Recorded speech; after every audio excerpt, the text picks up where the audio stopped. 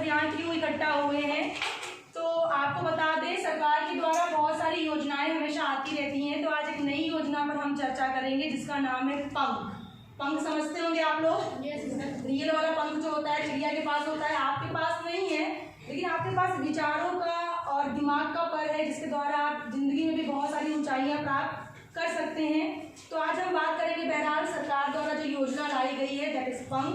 क्या है ये जो पंख एक योजना है? वो एक गाइडेंस पोर्टल है। गाइडेंस समझते होंगे। आपको लगता होगा कि 10th करने के बाद क्या, किस विषय का चुनाव करें, साइंस लें, आर्ट्स लें, आर्ट्स भी लें तो क्या विषय लें, क्या विषय नहीं लें, होता है नहीं होता ऐसे?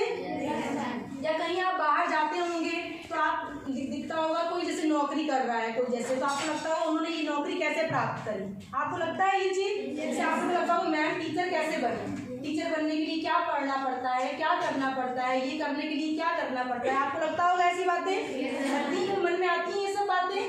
तो उसी के लिए अब आप किसी को पकड़ोगे कि किससे हम पूछ लें, किससे हम पूछ लें, कोई तो हमको बता देता। आपको ये बातें लगती होंगी मन में। तो उसी के लिए एक योजना आई है पंख। आप क्या करेंगे, अपने मोबाइल पे गूगल आप लोग देखे होंगे, एक ब्राउजर है, चीजों को ढूंढ कर आप तक लाता है, सर्च इंजन जिसे हम कहते हैं, आपके लिए कुछ वो सर्च करता है, ठीक है। तो उस पर आप जाएंगे, फिर यहाँ पर आप टाइप करेंगे, आप यहाँ पे टाइप करेंगे यूपी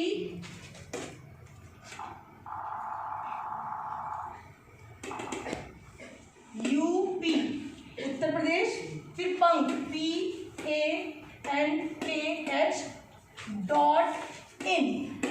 ठीक है। दिख रहा है ऊपर आ गया। इसको आप टच करेंगे, आपको कुछ ऐसा इंटरफेस खुल के दिख कर आएगा, दिख रहा होगा, ये देखिए दिख रहा है, ठीक है। आपको यहाँ पे दिख रहे हैं आपके प्रदेश के मुख्यमंत्री हैं ये, ठीक है। यहाँ पे लिखा है प्रदेश, आपने इसको टच किया, आपको फिर कुछ ऐसा खुल के आया, यहाँ पर आप देखेंगे लॉगिन करें, दिख रहा है, लॉगिन करें। तो यहाँ पर आप लिखा है छात्र की एक यूनिक आईडी। अब आप पूछेंगे ये यूनिक आईडी क्या होता है ना, यूनिक आईडी क्या होती है? तो आप लोग जब 9th में आए होंगे या 9th में जो इस टाइम पे प्रवेश ले रहे होंगे, उनका रजिस्ट्रेशन का काम चल रहा होगा, चल रहा था कुछ दिनों पहले। मैम लोग आपसे आपकी डिटेल्स मांग रही थी, माता का नाम, पिता का नाम, आधार दो, मोबाइल नंबर दो। तो आपका रजिस्ट्रेशन नंबर बोर्ड से आता है, वो ये 14 अंकों का होता है, दिख रहा होगा, ठीक है, यहाँ पे लिखा हुआ है, ठीक है। तो इसमें से एक हम नंबर, वो नंबर सभी बच्चों का अलग अलग होता है, इसलिए उसको बोलते हैं यूनिक। यूनिक मतलब अद्वितीय, जिसके जैसा दूसरा कोई नहीं, सबका अपना एक यूनिक आईडी होता है।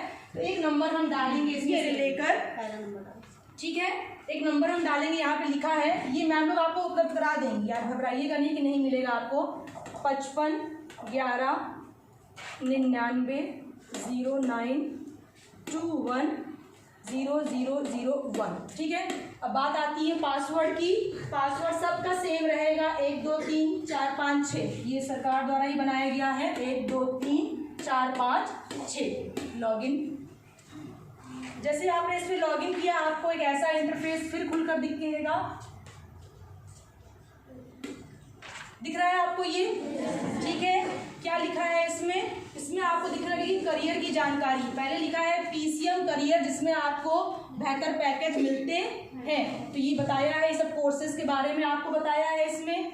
फिर करा है कि आपको क्या क्या आप देख सकते हैं। यहाँ पर आपका करियर लिखा है, करियर समझते होंगे आप लोग, आपको आगे किसमें करियर बनाना है, डॉक्टर बनना है, लॉयर बनना है, इंजीनियर बनना है, डांसर बनना है, बड़ा अच्छा कुक बनना है। आप लोग टीवी में देखते हुए बाहर बड़े शहरों में आप लोग नहीं गए होंगे, बड़े बड़े कुक देखे होंगे आप लोगों ने, बड़े बड़े होटल्स में होते हैं, तो वो बहुत हायर पैकेज पे हायर किए जाते हैं और बहुत ही एटिकेट और मैनर से वो उन लोगों को ट्रीट करते हैं, बड़े बड़े लोगों को, होता है ना ऐसे। तो आपको मन करता होगा इसमें हम कैसे अपना करियर बनाएं, तो आप यहाँ करियर को छुएंगे तो आपको बहुत सारी चीज़ें, बहुत सारे ऑप्शन खुल के नजर आएंगे।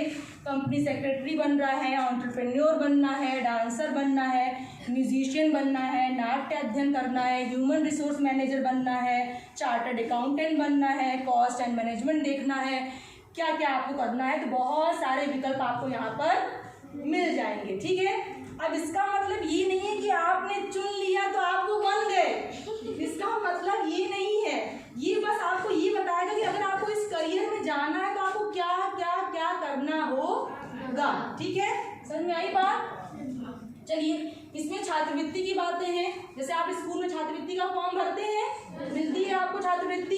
ठीक है, तो ऐसे ही एक स्कूल ही नहीं, बहुत सारी बड़ी बड़ी कंपनियां, जैसे आदित्य बिरला कंपनी, टाटा कंपनी, बहुत सारी ऐसी नामी ग्रामी कंपनियां बड़ी बड़ी छात्रवृत्ति योजनाएं बच्चों के लिए चलाती हैं। जिसके पास कैपेबिलिटी तो है, जो बच्चा योग्य तो है, लेकिन आगे की ओर उसको रोक रही है। क्या चीज रोक रही है?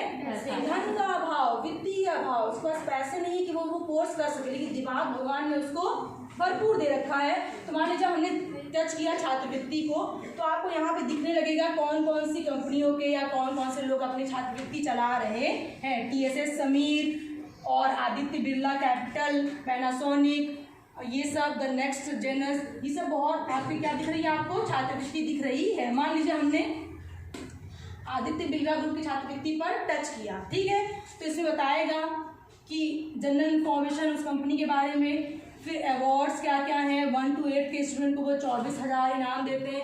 लेकिन ऐसे ही हर किसी बच्चे को इनाम 24,000 का नहीं दे दिया जाएगा। उसका एक क्राइटेरिया होगा, वो आपको पूरा करना पड़ेगा।